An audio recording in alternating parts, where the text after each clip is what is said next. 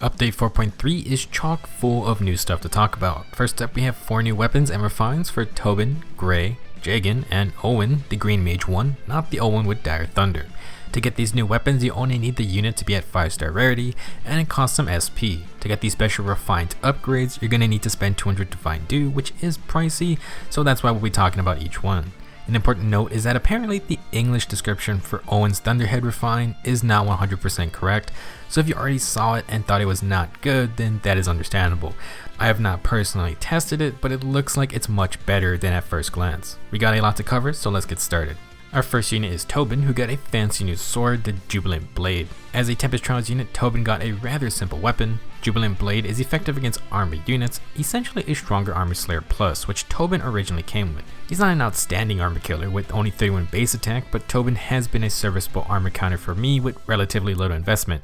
If you want to go the extra mile and get the special upgrade, at the start of combat, if Tobin's max HP is greater than the foe's current HP, he gets +4 to all stats during combat.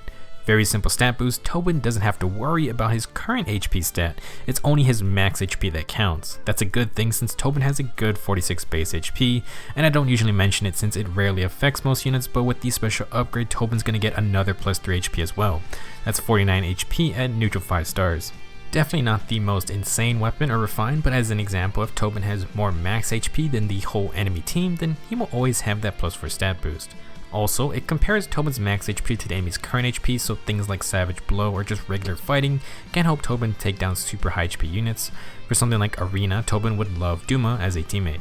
Now for PvE content, this refine is going to be a lot tougher to utilize due to the ridiculously high HP of Infernal or Abyssal enemies. Unless you got +10 merges, summoner support, the whole works, then good luck. That said, for Aether Raids, you can get a lot of HP from the Mythic Blessing, but keep in mind other competitive players are gonna abuse that same health boost.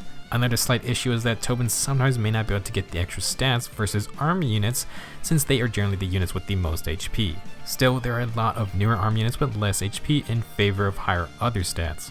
For builds on a budget, if you just want to stack stats on stats, Fury isn't a bad option. This is because Jubilant Blade uses Tobin's max HP, so he's okay losing HP to the recoil damage. For this same reason, Tobin works nicely with Brazen skills and things like Vantage.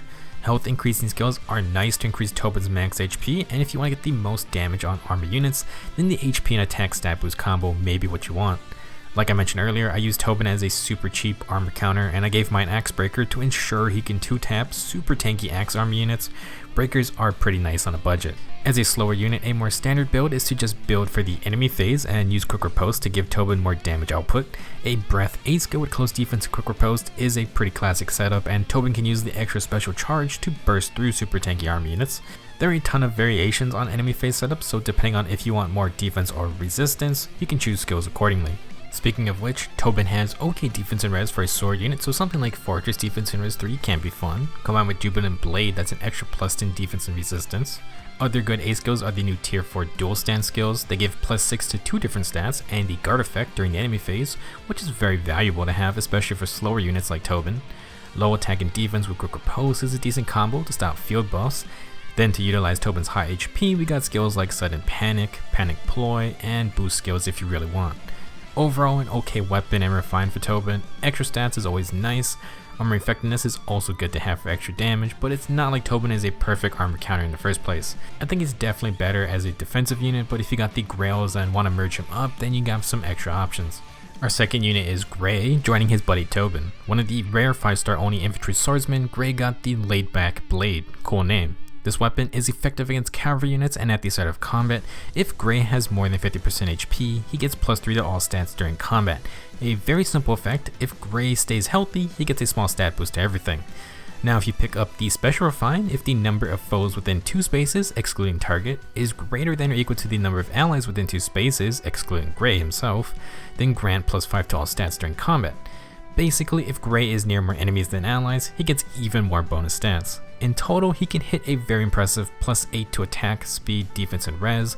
Grey has a decent middle-of-the-road stat spread with good base attack and okay speed, defense, and res. Add an extra +8 to all of that and well, things look a lot better. Grey can definitely utilize all the stat points, and while he may not be competing for fastest infantry swordsman ever, he can be a lot of fun to use. He also keeps his cavalry effectiveness, and while most cavaliers are not super tanky, at the very least, ensuring Grey can get some one-shot KOs is nice. Biggest thing to remember is that to get most of those extra stats, Gray has to have more enemies within 2 spaces than allies. As such, he would be better off working alone or by sending him in to attack enemies first before backing him up. With so many bonus stats, Gray is a decent candidate for distant counter builds since he can supplement the losses stats from another A skill. It's a fun skill to use for any kind of content, and Gray's stats are not lopsided, so he can tackle a lot of different enemies. If you want to help out his speed, then low speed and defense or even low attack and speed can be nice. Getting to stop enemy speed buffs should help Gray avoid more doubles. Attack smoke is another good option since if Gray is going to be on his own, he can take less damage by spreading that -7 attack debuff. In general, Gray will be good if you like to run global buffs like opening skills, the gap skills, and other sources of long range buffs. Before we move on, we could also run the Null C Disrupt skill here since there are a lot of annoying cavaliers who can stop Gray from counterattacking. Now besides having fun with distant counter, a solo A skill is the perfect pairing for the laid back blade. It fulfills its requirements of being surrounded by more enemies than allies, and it works on both phases, which is important for a unit that is off on their own. If you go with attack and speed solo, then close call or repel can be considered. For the first part of laid back blade, Gray does need to stay above 50% HP, so damage reduction is a great thing to have. To be more self-sufficient, the Rouse buffs are good, and since Ferdinand is bringing us Rouse speed and defense as the 4-star focus unit, and possibly later as a 3 to 4-star unit, that's a good skill Gray can utilize. Additional skills I want to mention are Mystic Boost, more healing after every fight combined with a healing special can keep Gray going. Faster specials are also good if you want to run Aether or Soul, and skills like Steady Breath or Special Spiral can help out with that. Steady Posture 3 or any dual stance skill is nice for enemy phase builds. You can definitely go for a tankier setup with something like the Renewal Sacred Seal. As for Wrath, it can activate if Gray starts the fight at full health, so while he doesn't want to always be on low HP, I still think it has its uses, especially with the extra special cooldown per turn. Overall, Gray is definitely more damage oriented compared to Tobin being a bit more defensive. Gray gets a ton of stats but has to play more by himself than with a team, and that's not for everyone. I think he's going to be a pretty fun unit to use with a ton of build variety, but ultimately there are just other insanely strong infantry swordsmen if you're looking for a duel. He will shine against cavaliers though, so if you really don't like horses, Gray can help you out. Our third new weapon is for Jagen. Unfortunately in Fey, Jagen didn't even get to carry much weight in the early days, so he's definitely not a super popular unit. We have to talk about base stat totals a lot, and you hear about certain units getting the trainee boost, which basically just means they get extra base stats. Well, for Jagen and Gunter, they actually have less base stats than a normal melee cavalier, and Jagen has the lowest BST in the game for any melee unit, even lower than the year 1 dancers. Already a pretty tough sell, so can Jagen get a little redemption?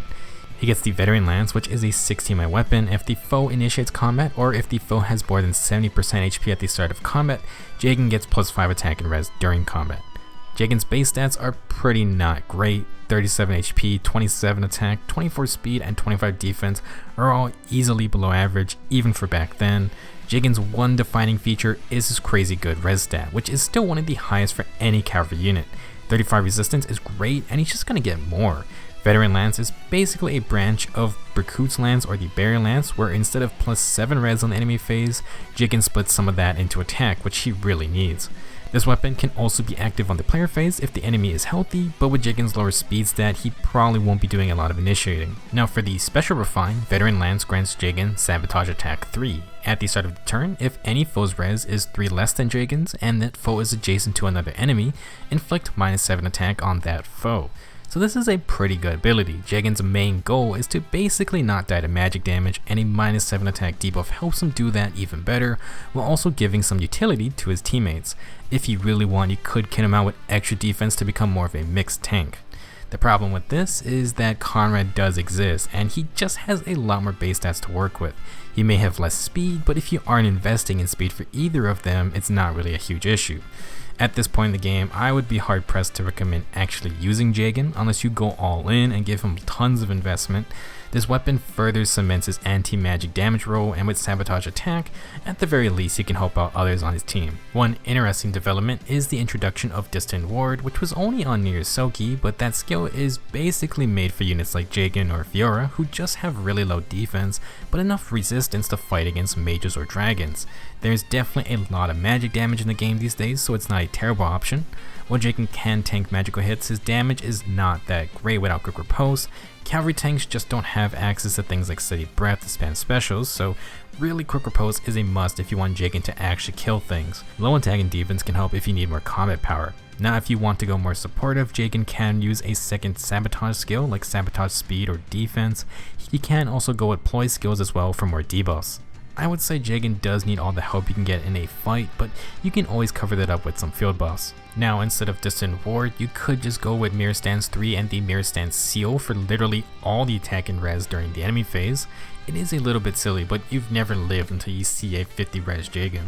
An alternative is to build for flat resistance instead. Ideally you would have a res boon, probably plus 10 merges, Fortress defense and res 3, and I do think Jagen can opt instead for a res refined veteran lance, which will get him another plus 4 resistance. If I did my math right, that's 52 resistance flat, and the main reason you would have so much flat resistance is to put a stop to the AoE special shenanigans from mages. It's also going to be there on the player phase as well.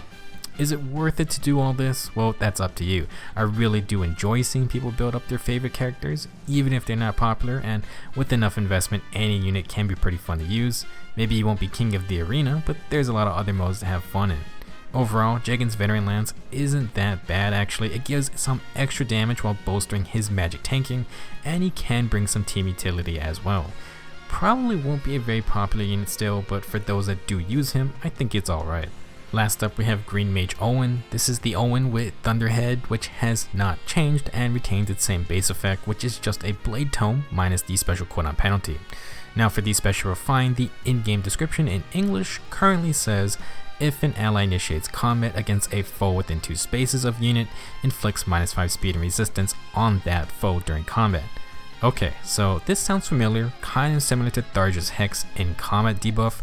However, it currently does not mention Olwen gets this same benefit, and it does say her ally has to initiate combat for it to happen. However, people have tested it and have said that Olwen does indeed get the same minus 5 speed and res debuff on the foe for herself.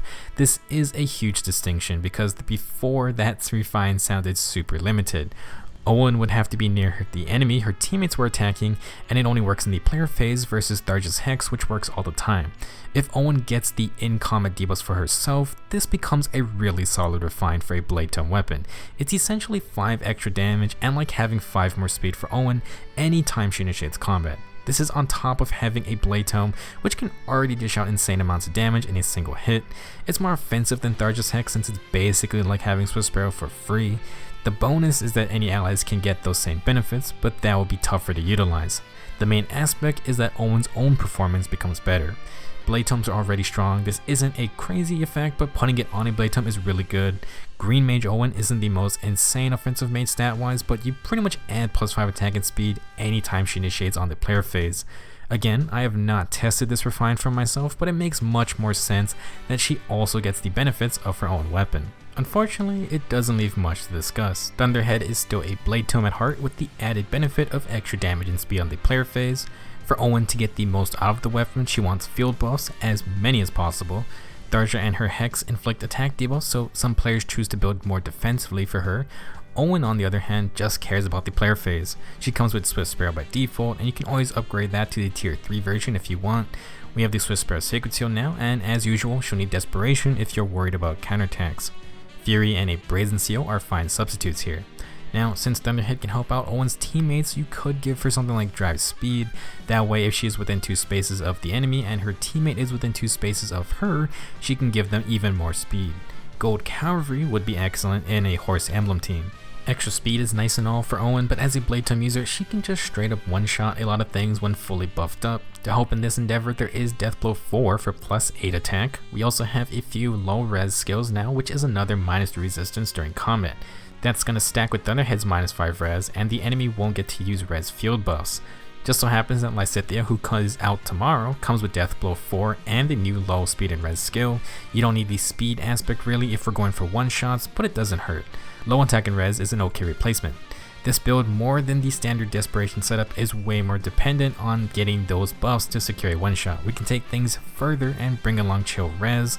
Chill Res inflicts -7 resistance as a field debuff, which stacks with both Thunderhead and a low res skill, which are both in combat debuffs. Olwen herself doesn't need to be the one to carry the Chill Res seal. She can opt for more damage or even something like Heavy Blade. Reminder that Heavy Blade works very well with a blade tome. All in all, Green Mage Olwen got a really sweet refine, if it does work for herself. I only read comments and posts about it actually working for her, so hopefully those people are correct. It has not been addressed by an official outlet yet as I'm making this video, so if you want to be completely sure, just hold off for a bit before grabbing this refine.